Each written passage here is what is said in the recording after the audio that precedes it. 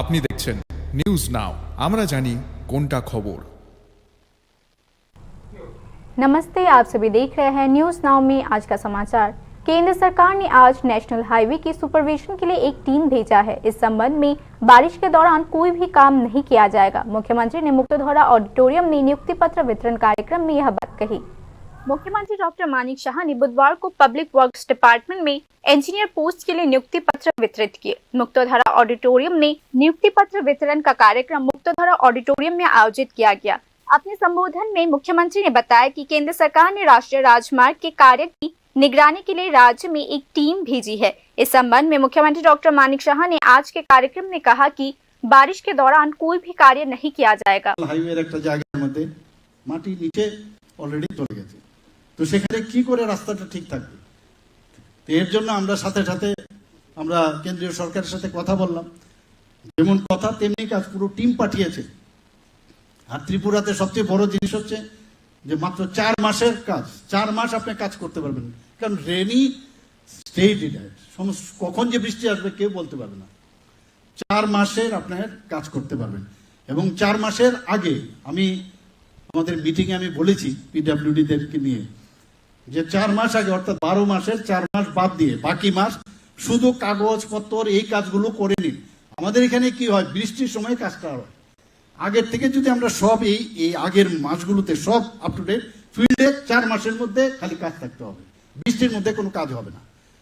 এই যে একটা হেবিট করা, আমাদের কেবল আমাদের এখন আন্ডারগ্রাউন্ড দিয়ে কেবল করার কথা আমাদের মাননীয় বিদ্যুৎ মন্ত্রী বলেছেন, আগরতলা শহরে স্টার্ট হবে এর মধ্যে। তো একটার পর একটা আমরা ইনোভেটিভ যে আইডিয়া আমরা এখন করছি, এটা কিন্তু আপনাদের উপর ভিত্তি করে। राज्य सरकार ने भर्ती के लिए त्रिपुरा का परमानेंट रेसिडेंट सर्टिफिकेट अनिवार्य कर दिया है। कुछ लोग इस मुद्दे पर षड्यंत्र रच रहे हैं। इस संबंध में प्रतिक्रियावादी सर्वोच्च न्यायालय में मामला दायर करके भर्ती प्रक्रिया को रोकने की साजिश रची जा रही है। मुख्यमंत्री डॉक्टर मानिक शाह ने आज कहा, বাইরের থেকে আগে এখানে চাকরি করতো, আমরা ঠিক করলাম পিআরটিসি আমরা করব। আমাদের ত্রিপুরার ছেলেমেয়েরা বাইরে গিয়ে চাকরি পায় না, রিস্ক নিলাম। আমরা আমাদের মন্ত্রিসভার সবার সাথে কথা বললাম, পিআরটিসি আমরা করলাম। এই পিআরটিসি করার সুবাদে আজকে আমরা এটাও রেখেছি একটা পয়েন্ট, যদি দেখা যায় পার্টিকুলার ওই পদের জন্য যদি ত্রিপুরাতে অ্যাভেলেবেল না থাকে, বাইরের থেকে তাদেরকেও আমরা এন্টারটেইন করবো না কেন, কিন্তু সেই ব্যবস্থা আমরা রেখেছি। কিন্তু আপনাদের মাধ্যমে আমি সবার মাধ্যমে আমি জানাতে চাই, কিছু কিছু লোক পিআরটিসি করেছে, সরকারের নাম হয়ে যাবে, এটা কি করে হয়? ওই অন্য পথে কাউকে দিয়ে কেস করাচ্ছে, সুপ্রিম কোর্টে হাইকোর্টে কেস করাচ্ছে ইচ্ছে করে। আমরা তার মোকাবেলা করছি, কিন্তু এইভাবে একটা সরকারকে একটা সুস্থতার মাধ্যমে একটা সরকার চলতে চাইছে, তাকে কিভাবে হুক করে পেছনে আটকানো যায় সেই মানসিকতা, কারণ তাদের মানসিকতা সবসময় এরকম ছিল, বুঝতে পারছে না কি করবো। এখন তারা সবাই কি করবো, বিভিন্ন একজন আরেকজনের পরিপূরক হয়ে গেছে। এখন তুমি এটা বলবে, আমি এটা বলবো, তুমি ওই জায়গা গিয়ে ওইটা একটু ছেড়ে দেবে হোয়াটসঅ্যাপে, এটা কনফিউশন থাকুক। কিন্তু আমাদের সরকার, আমরা বারবার আমরা বলছি, আমরা সব মানুষকে নিয়ে আমরা চলতে হয়, কারণ আমরা মাননীয় প্রধানমন্ত্রীজি বলছেন প্রতিটা মানুষ আমাদের, কারো আলাদা করে আমাদের চিন্তা, আমরা প্রতিটা বর্গ আমাদের, আমরা সেই দিশায় আমরা কিন্তু। मुख्यमंत्री डॉक्टर मानिक शाह ने इस कार्यक्रम में कहा कि भाजपा सरकार के सत्ता में आने के बाद पिछले 7 वर्षों में 19,742 लोगों को नियुक्ति पत्र प्रदान किया गया है। मुख्यमंत्री डॉक्टर मानिक शाह ने आज बताया कि इस संबंध में पिछले वर्ष 8,000 नौकरियां प्रदान की गई है। मुख्यमंत्री डॉक्टर मानिक शाह ने कहा कि राज्य सरकार ने कार्यस्थल पर अपने कर्तव्यों के निष्पादन में उत्कृष्टता बढ़ाने के लिए इंजीनियर्स के प्रशिक्षण की भी व्यवस्था की है। इस अवसर पर मुख्यमंत्री डॉक्टर मानिक शाह ने पब्लिक वर्क्स डिपार्टमेंट में टोटल 184 जूनियर इंजीनियर पोस्ट के लिए प्रस्ताव वितरित किए। Bureau report news now.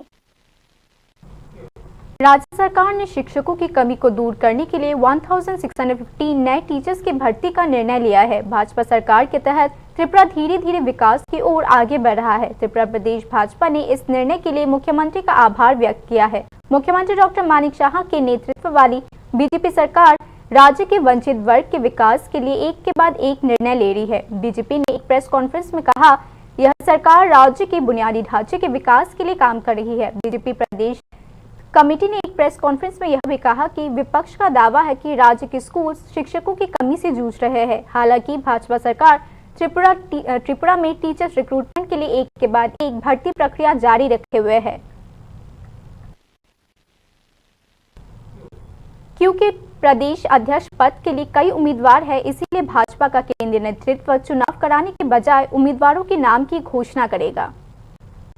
जुलाई का दूसरा हफ्ता भी बीत चुका है, लेकिन त्रिपुरा भाजपा अध्यक्ष के नाम की घोषणा अभी तक नहीं हुई है। अध्यक्ष पद के लिए चुनाव होगा या केंद्रीय नेतृत्व के निर्देश पर किसी को अध्यक्ष घोषित किया जाएगा, यह सवाल पार्टी कार्यकर्ताओं और समर्थकों के बीच उठाए जा रहे हैं। इससे पहले त्रिपुरा भाजपा नेतृत्व ने अध्यक्ष पद की घोषणा के कुछ ही घंटों के बाद यह फिर से स्थगित कर दिया था और पार्टी के प्रांतीय अध्यक्ष पद के चुनाव पर चुप्पी साध रही थी। स्वाभाविक रूप से पार्टी कार्यकर्ताओं के बीच इसे लेकर अटकलें तेज हो चुकी है। पार्टी का प्रांतीय अध्यक्ष कौन हो सकता है, इसे लेकर नामों की सूची लंबी होती जा रही है।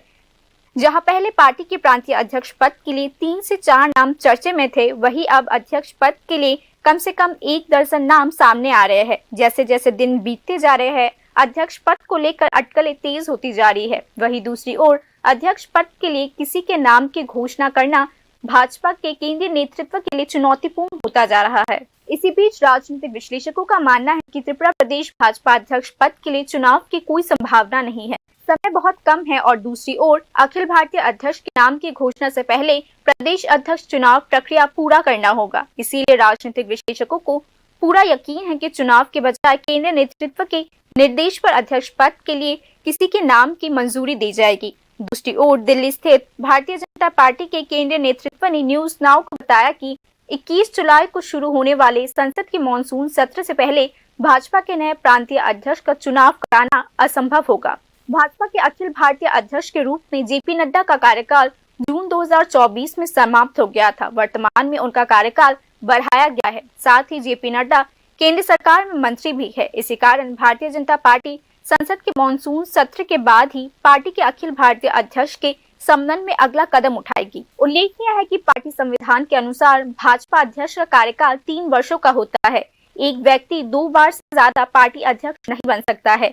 इसके अलावा एक व्यक्ति एक पद का प्रावधान भी है। हालांकि वर्तमान राष्ट्रीय और राज्य स्तरीय राजनीतिक परिप्रेक्ष्य में राजनीतिक अभिजात वर्ग का मानना है कि विभिन्न प्रांतीय अध्यक्ष और पार्टी के अखिल भारतीय अध्यक्ष के चुनाव में राष्ट्रीय स्वयंसेवक संघ की महत्वपूर्ण भूमिका होगी। कुल मिलाकर राज्य की राजनीति में इस बात को लेकर काफी अटकलें लगाई जा रही है कि दिल्ली में केंद्रीय नेतृत्व पार्टी के त्रिपुरा प्रांतीय अध्यक्ष के रूप में किसका नाम आखिर घोषित करेगी।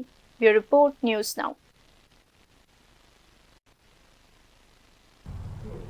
एससी समुदाय के लोगों के लाभ और उनके व्यवसाय में सुधार के लिए शेड्यूल्ड कास्ट वेलफेयर डिपार्टमेंट ने एक नई योजना शुरू की है। महाराजगंज बाजार को 35 करोड़ रुपए की लागत से एक आधुनिक मछली बाजार में परिवर्तित किया जाएगा।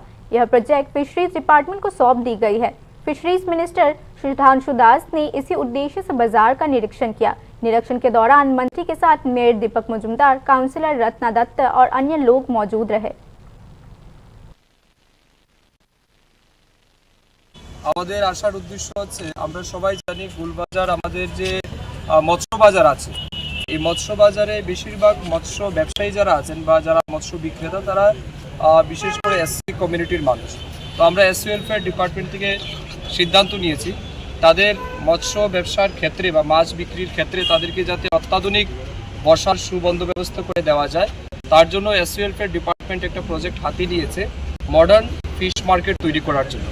গুলবাজারে আমরা মডার্ন ফিশ মার্কেট তৈরি করার প্রপোজাল আমরা লাস্ট ইয়ারই পাঠিয়েছিলাম এবং এই বছর ইতিমধ্যে আমরা স্যাংশন পেয়ে গেছি। প্রায় 35 কোটি টাকার প্রজেক্ট আমাদের অ্যাপ্রুভড হয়েছে এবং ইনিশিয়ালি আমরা প্রায় 7.5 কোটি টাকা রিলিজও করে দিয়েছি। তো আপাতত ফিশারি ডিপার্টমেন্টকে আমরা নোডাল ডিপার্টমেন্ট বানিয়েছি, যেহেতু ফিশারি ডিপার্টমেন্ট এই সমস্ত বিষয়ে এক্সপার্ট এবং আমাদের ইঞ্জিনিয়ার সেলও আছে। তারা এই মডার্ন ফিশ মার্কেট তৈরি করার জন্যে টেকনিক্যাল ম্যাটার এবং অন্যান্য আনুষঙ্গিক বিষয়গুলি তারা এক্সামিন করে কিভাবে এটাকে সমস্ত মৎস্য বিক্রেতা এবং মৎস্য যারা ক্রেতা তাদের সুবিধার্থে তৈরি করা যায় তার জন্য পরিকল্পনা হাতে নেওয়া। पूरे देश की सुरक्षा की जिम्मेदारी सीमा सुरक्षा बलों के ऊपर है। उन्हीं की बदौलत हम सुरक्षित जीवन जी पा रहे हैं। भारतीय सेना ने युवाओं में स्किल और रेजिलियंस बढ़ाने के उद्देश्य से अगरतला में वर्ल्ड यूथ स्किल्स डे मनाया। वर्ल्ड यूथ स्किल्स डे 2025 के अवसर पर अगरतला मिलिट्री स्टेशन ने बुधवार को अगरतला केंद्रीय विद्यालय में करियर अवेयरनेस चर्चा बैठक का आयोजन किया। छात्रों की स्किल और स्टेमिना को बढ़ाने के साथ साथ उनके करियर को बेहतर ढंग से कैसे तैयार किया जाए, इस पर भी सलाह दी गई।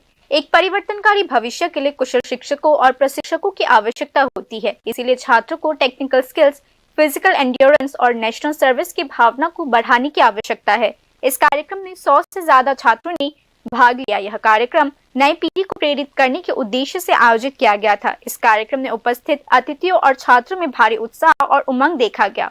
Bureau report, news now. Tripura सरकार के department of economics and statistics द्वारा इंदिरानगर स्थित आईटी भवन के कॉन्फ्रेंस हॉल में generative AI to impact smart tools for smarter governance theme पर 3 दिनों का वर्कशॉप आयोजित किया गया। वर्कशॉप 14 जुलाई को शुरू हुआ और 16 जुलाई तक चला। वर्कशॉप के समापन समारोह में स्टैटिस्टिक्स मिनिस्टर विकास देबबर्मा ने भाग लिया। स्पेशल गेस्ट के रूप में NK Santosh, director general central statistics office, IAS Abhishek Chandra, special secretary planning department of government of Tripura और अन्य हाई रैंकिंग ऑफिसर्स उपस्थित रहे। मंत्री विकास देबबर्मा ने स्टैटिस्टिक्स के क्षेत्र में जनरेटिव एआई की महत्वपूर्ण भूमिका पर प्रकाश डाला और मॉडर्न टेक्नोलॉजी को अपनाने के लिए विभाग का सराहना भी किया। मंत्री विकास देबबर्मा ने अधिकारियों को सर्टिफिकेट्स प्रदान किए। ইতিমধ্যেই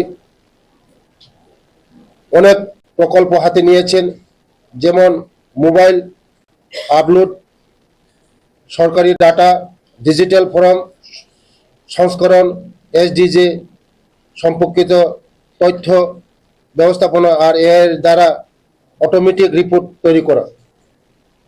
আমাদের উদ্দেশ্য হলো এআই ব্যবহারকে সরকারি কাজে আরো বেশি করে যুক্ত করা, যাতে আমাদের প্রশাসন আরো দ্রুত তথ্য আরো মানুষের উপকার লাগে।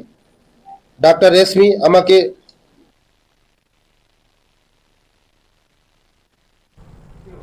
बाकी की खबरें अंतराल के बाद। আপনি দেখছেন নিউজ নাও, আমরা জানি কোনটা খবর। প্রথম আলো এলো শুদ্ধ সকাল, শুদ্ধ সলিলে আজ বাজালো ত্রিতাল, মন্দিরে শুদ্ধ পূজার ধ্বনি, অগ্নি শুদ্ধ হলো সিঞ্জেরি, পরিণীতা নারী তুমি অনুপমা, শুদ্ধ সোনায় সাজো হে নিরুপমা। শুদ্ধতার স্বর্ণ মন্দির, কালিকা জুয়েলার্স, আগরতলা। একটু চেষ্টাতেই দুল লেগে যায় নববধূর কানে, একটু চেষ্টাতেই মানিয়ে নেওয়া যায় বিবাহিত জীবনে। নানা অনুভূতি জড়ানো বিয়ের গয়না, শ্যাম সুন্দর কোম্পানি জুয়েলার্স। আপনি দেখছেন নিউজ নাও, আমরা জানি কোনটা খবর। बाकी की खबरें कुछ इस प्रकार है। रविंद्रनाथ टैगोर के बाद सत्यजीत राय का पुश्तैनी घर गिरा दिया गया। इसे देखते हुए न्यू दिल्ली ने बांग्लादेश सरकार को एक विरोध संदेश भेजकर फैसले को पुनर्विचार करने को कहा है। बांग्लादेश में एक के बाद एक पारंपरिक इमारतों में हमले हो रहे हैं। कुछ दिन पहले श्रीराजगंज स्थित कवि रविंद्रनाथ टैगोर के काछारी बाड़ी में तोड़फोड़ किया गया। अब उनका निशाना उपेंद्र किशोर रॉय चौधरी का पैतृक घर है। यह घर सुकुमार रॉय और सत्यजीत रॉय का स्मारक है। हाल ही में मोहम्मद यूनुस के नेतृत्व वाली अंतरिम सरकार ने उस घर को गिराना शुरू कर दिया है। मायमेनसिंह डिस्ट्रिक्ट हेडक्वार्टर्स में हरिकिशोर रॉय रोड पर स्थित पुराने घर का उपयोग शिशु एकेडमी के रूप में किया जाता था। 2007 से इस घर का उपयोग नहीं किया गया है। शिशु एकेडमी इस खाली पड़े घर को गिराकर एक बहुमंजिला इमारत बनाने की योजना पर काम शुरू कर चुका है, जिस पर विवाद छिड़ गया है। 1989 में तत्कालीन सैन्य शासक हुसैन मोहम्मद इशाद के शासनकाल में शिशु एकेडमी ने उस इमारत का उपयोग शुरू किया था। प्रथम आलो में प्रकाशित रिपोर्ट में दावा किया गया है कि यह घर 2007 से बिना इस्तेमाल के पड़ा हुआ था। बांग्लादेश समाचार पत्रों द डेली स्टार और प्रथम आलो दोनों ने घर के ध्वस्त होने की खबर प्रकाशित की। इसके बाद भारत सरकार ने भी इस मामले पर चिंता व्यक्त करते हुए बांग्लादेश सरकार को एक विशेष संदेश भेजा है। भारतीय विदेश मंत्रालय ने बांग्लादेश सरकार को एक संदेश में कहा, प्रसिद्ध फिल्म निर्माता और लेखक सत्यजीत राय के दादा और प्रख्यात लेखक उपेंद्र किशोर रॉय चौधरी का बांग्लादेश के मायमनसिंह में स्थित पैतृक घर ध्वस्त किया जा रहा है, लेकिन बंगाल के सांस्कृतिक पुनर्जागरण के प्रतीक इस घर की ऐतिहासिक विरासत को देखते हुए इस निर्णय पर पुनर्विचार किया जाना चाहिए। न्यू दिल्ली ने एक संदेश में कहा, यह इमारत साहित्य का एक संग्रहालय है और भारत और बांग्लादेश की साझा संस्कृति का प्रतीक है, इसीलिए आवश्यक मरम्मत के बाद इसका पुनर्निर्माण किया जाना चाहिए। दूसरे शब्दों में भारत ने सत्यजीत राय की स्मृतियों से घिरे इस भवन को बचाने के लिए मदद का हाथ आगे बढ़ाया है। कई लोगों ने सोशल मीडिया पर इस प्राचीन इमारत के ध्वस्त होने की खबर पर अपनी नाराजगी व्यक्त करते हुए पोस्ट किए हैं। यह रॉय परिवार का ऐतिहासिक घर है। हालांकि यह घर अभी तक आर्कियोलॉजिकल मॉन्यूमेंट के लिस्ट में नहीं है, लेकिन यह एक सदी पुराना घर था जो सत्यजीत राय के परिवार का घर था। सर्वेक्षण में इन संरचनाओं को आर्कियोलॉजिकल मॉन्यूमेंट्स की सूची में शामिल किया जा सकता है। इसी कारण बांग्लादेश के विभिन्न संगठनों ने शिशु एकेडमी से घर के ध्वस्त होने की जानकारी मांगी है। हरि किशोर रॉय किशोरगंज के काठियाडी उपजिला में मोसैया जिम्मेदारी बारी के जिम्मेदार थे। बंगाली चिल्ड्रंस लिटरेचर के पायनियर्स में से एक उपेंद्र किशोर रॉय चौधरी, सुकुमार रॉय और सत्यजीत रॉय की यादें इस घर से जुड़ी हुई है। Bureau report, news now. Lake Chaumuni बाजार के पुनर्विकास का काम जल्द ही शुरू किया जाएगा। इस मामले में शुरुआत में 130 रिटेल व्यापारियों को जगह दी जाएगी। व्यापारियों की रियल लिस्ट पहले ही सर्वे के जरिए तैयार कर ली जा चुकी है। मेयर दीपक मुजुमदार ने बुधवार को लेक चौमुनी मार्केट का दौरा करने के बाद यह बात कही। मेयर ने यह भी बताया कि फिलहाल कुछ टेम्परेरी शेड फिर से बनाए जा रहे हैं, जिन्हें जल्द ही हटाया जाएगा। এখানে প্রায় 125-30 জনকে আমরা ব্যবস্থা করতে পারবো সাময়িকভাবে। তো যারা ব্যবসা করতেন তাদের আমাদের কাছে লিস্ট আছে, ইচ্ছেগুলি নতুন করে লিস্ট তৈরি করা যাবে না। এখন আগের থেকেই আমাদের সার্ভে করা আছে, বিভিন্ন সার্ভে হয়েছে। যারা এখানে ব্যবসা করতেন তাদেরকেই দেওয়া হবে। প্রকৃত যারা ব্যবসায়ী এবং ক্ষুদ্র ব্যবসায়ী তাদেরকে আমরা ব্যবস্থা করে দেবো, যে কোনোভাবেই হোক। তো সময় লাগবে। আর আমি বলে দিয়েছি আজকে দিন অস্থায়ী এখানে যে শেডগুলি তোলা হয়েছে, পরবর্তী সময় আবার আগে এটা আমরা ভেঙে দিয়েছিলাম, সরিয়ে দিয়েছিলাম, কিন্তু আবার যে কোনো কারণ তারা তুলেছেন, তো তাদেরকে আমি অবশ্য দুজনের মধ্যে সরিয়ে নিতে হবে, আমরা সরিয়ে দেবো। তাদেরকেও ব্যবস্থা করা হবে পর্যায়ক্রমে। ঠিক আগরতলা শহরের সমস্ত বাজারগুলি আমরা উন্নয়নের চেষ্টা করছি, সেদিকে লক্ষ্য রেখে। गुलाम मुस्तफा ने अपने जीवन का एक महत्वपूर्ण हिस्सा राज्य में फुटबॉल को समृद्ध बनाने में बिता दिया। अब जीवन के अंतिम पड़ाव पर इस फुटबॉलर को माफिया की धमकियों का सामना करना पड़ रहा है। इस संदर्भ में उन्होंने मुख्यमंत्री से मदद की गुहार लगाई है।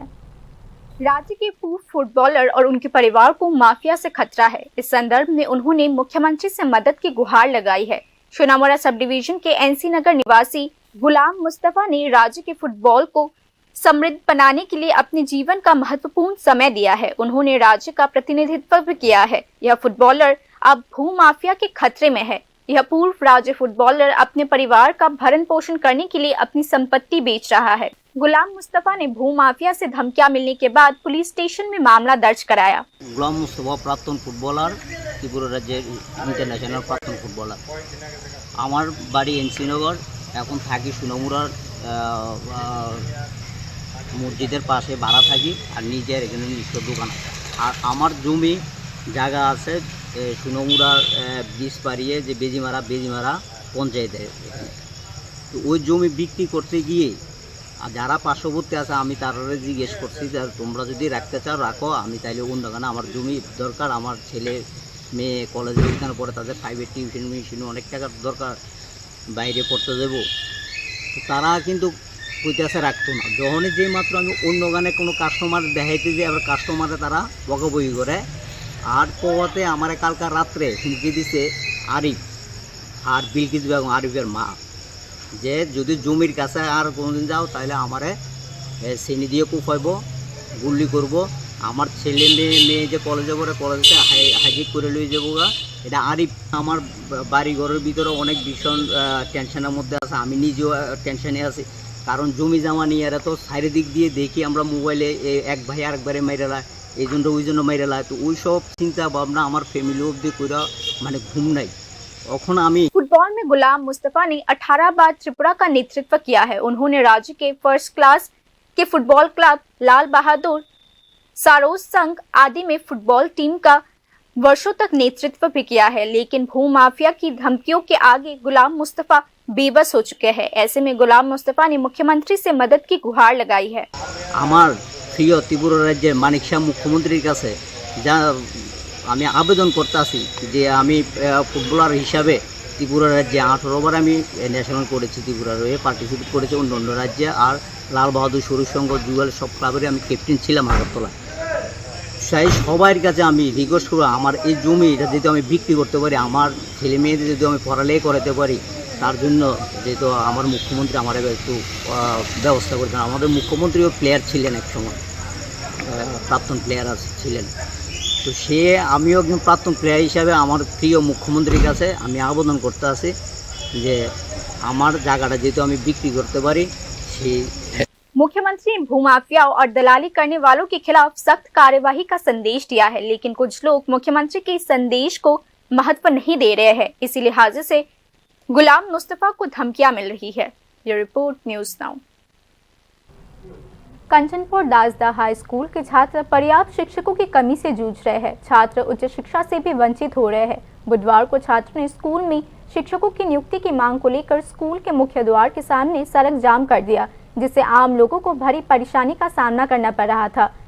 शैक्षणिक संस्थानों की विभिन्न कठिनाइयों को जानते हुए भी प्रशासन मौन क्यों है? अब लोगों के मन में यही सवाल है।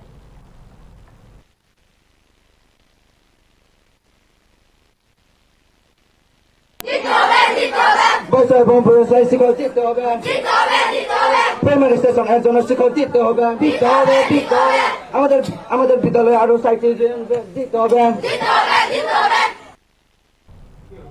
हॉस्पिटल लापरवाही के कारण एक नवजात बच्चे की मौत हो गई। परिवार का आरोप है कि यह घटना कोइलाशहर स्थित आरजीएम हॉस्पिटल में हुई। ऊनकोटी जिले के कोइलाशहर स्थित आरजीएम हॉस्पिटल में एक नवजात शिशु की दुखद मौत हो गई। इस मामले में अस्पताल प्रशासन पर आरोप लगाए जा रहे हैं। 11 जुलाई को छोंटेल गांव की एक गर्भवती महिला बुल्टी डेबनाथ को आरजीएम हॉस्पिटल में भर्ती कराया गया था। डॉक्टर चिरंजीव देव ने उसे दवा दी और रात में पानी निकल गया और प्रसव की तैयारियां शुरू हो गई। लेकिन जब प्रसव पीड़ा शुरू नहीं हुआ तो कई बार नर्सेस को बुलाया गया, लेकिन आरोप है कि उस समय नर्सेस दरवाजा बंद करके सो रहे थे। चलो किंतु तारा एक बार আমাকে দেখে তোমার কি হয়েছে করে দেখে হাত দিয়ে ব্যবহার করে আমাকে লাড়িয়ে পেটের ভিতরে সব লাড়াচাড়া করে চলে গেছে। এরপরে তুমি ঘুমিয়ে থাকো, তোমার কিছু হবে না, তুমি ব্যথা দেও, চটপট করে একটু ব্যথা দেও, জোর দাও, তোমার হবে বলে তারা ঘুমিয়ে গেছে এখানে গিয়ে আর একটা রুমের মধ্যে। আর একবারও আসেনি। আর ওই আমার কাকিমণি আসলো, তাইনে আসলো আমার সাথে। আর তাইনে পরে অনেকবার গিয়ে বলেছে আসো তোমরা একটু দেখে যাও আমায় কী করেছে পেশেন্টের তো কিছু হয়নি, ব্যথাও আছে, অল্প অল্প বাড়ছে না, ডেলিভারিও হচ্ছে না, কষ্ট পাচ্ছে, তোমরা একটু আসো। তারাও আসেনি। আর ওই অন্য একজন নার্স ছিল, নার্স না অন্য একজন জিডি না কি চিনি না, তিনি এসেছিলেন আমার কাছে, এসে আমাকে দেখে চলে যায়। ডাক্তারও আসেনি একবারও। যদি ওই চিরঞ্জীব ডক্টর আমার কাছে আসতেন তাহলে আমার ওই সুন্দর একটা বাচ্চা ছেলে এটা বেঁচে যেত। আর ডেলিভারির পর্যন্ত আমার একবারও এসে দেখেন। स्थिति को गंभीरता से देखते हुए परिवार ने जीडीए कर्मचारी को बुलाया और उसने स्वयं आकर बच्चे का जन्म करवाया। हालांकि बच्चा सुबह 5 बजे पैदा हुआ, लेकिन फिर भी वह बेहद कमजोर पैदा हुआ था। जब ड्यूटी पर तैनात डॉक्टर दीपायन पाल को बुलाया गया तो उन्होंने बच्चे और मां को देखा और बच्चे को तुरंत किसी प्राइवेट हॉस्पिटल के आईसीयू में ले जाने की सलाह दी, लेकिन निजी हॉस्पिटल के आईसीयू में ले जाने के बाद भी बच्चे की जान नहीं बचाई जा सकी। মিঠুন বিশ্বাস। এরপরে ওই তারা মিঠুনদারি ডাকিয়ে আনিয়ে এরপরে ওকে বলেছে 5 মিনিটের মধ্যে ওকে নিয়ে আইসিইউতে নার্সিং কেয়ারে ভর্তি করো, না হলে বাঁচাতে পারবে না, ও একদম দুর্বল হয়ে গেছে। আর ওই তারপরে হাজব্যান্ড আইসিইউতে নিয়ে বাচ্চাকে নিয়ে গেছে। তারপরে মানে কিছু সময় থেকে বাচ্চাটা মারা গেছে। ওই যদি ডক্টর চিরঞ্জীব দেব যদি থাকতেন আমার সাথে বা ডেলিভারির সময়ও যদি থাকতেন তাহলে হয়তো আমার সুন্দর ছেলেটা বাঁচত। সুন্দর, একদম সুন্দর, কোনো খুঁত নাই, নিখুঁত ছেলে আমার সুন্দর কোনো ইয়ে নাই, তারা মুড়াইয়া কাটিয়ে কাঞ্চি দিয়া পেটের মধ্যে এটা মারিয়া এরপরে বার করছে। परिवार का आरोप है कि इस घटना के बाद भी आरजीएम उपजिला हॉस्पिटल के अधिकारियों ने जिम्मेदारी नहीं ली और मामले को दबाने के लिए बैठकें करते रहे। बच्चे के परिवार ने प्रशासन से इस संबंध में तत्काल हस्तक्षेप करने की मांग की है। Bureau report news now. बाकी न्यूज अपडेट्स के लिए देखते रहे न्यूज नाउ। शुभ रात्रि।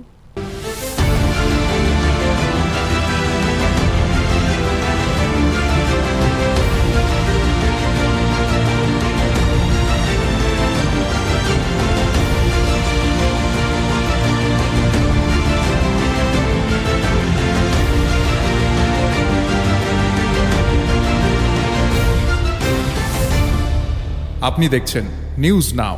আমরা জানি কোনটা